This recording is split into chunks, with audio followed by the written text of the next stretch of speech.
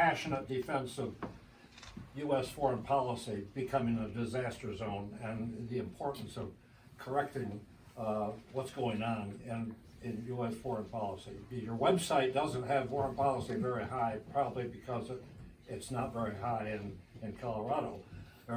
But your emphasis was right on. There was one aspect of it you didn't mention tonight. You sort of did when you mentioned the medieval wall on our southern border.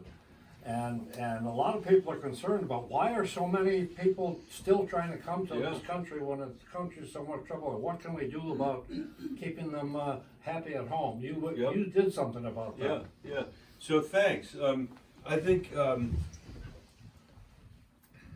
first of all, we shouldn't confuse the broken immigration system that we have to fix, and I think we have to fix it along the lines of the Gang of Eight bill that I already talked about, with the refugee crisis that we have on our border. They're two different things. Right. Trump's trying to put them together because it suits his politics, and we shouldn't let him do that. In 2014, right after we worked on that bill, I went down to El Salvador and Honduras. I didn't make it to Guatemala because I wanted to know as a parent why a parent down there would take a year's wages and pay a drug smuggler to take their kid from wherever they lived in those countries to our border. Like what, and with the threat of murder and rape and everything in between, why would anybody do it? And I ended up sitting in the back of our embassy in San Salvador, in El Salvador, the capital, with a group of young people, and in about 10 minutes it became obvious what was happening, which is there is absolutely no rule of law.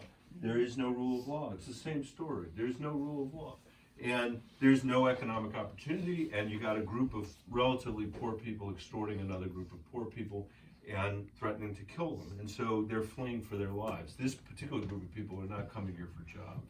And I think as president, what I would do is a couple of things. One, we got to deal with the immediate crisis. And the immediate crisis we can deal with by stepping up and saying to every country in the hemisphere, we're all going to take responsibility for the refugees that are there. I mean, obviously not Venezuela, but other countries as well. There are many places that these refugees would like to go that are not the United States because they prefer to be in a place, some of them where Spanish is the language and where the cost of living is less high than it is here in the country.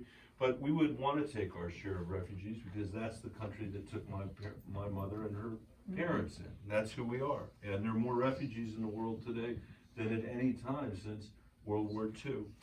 And second, we need to get to the underlying causes of the problem in the Northern Triangle countries. And I believe that there's nobody better suited to lead that than the United States. We can help rebuild the economies in those places without much money. They're very small economies, they're very small countries, and we can support folks down there that are actually trying to establish the rule of law. I've met with some of those people. I mean, I met with an attorney general in one of the countries who actually literally has to sit, if his windows are over here, he has to sit in the corner over here with the blinds pulled with a whole bunch of furniture so he doesn't get shot while he's doing what he's trying to do.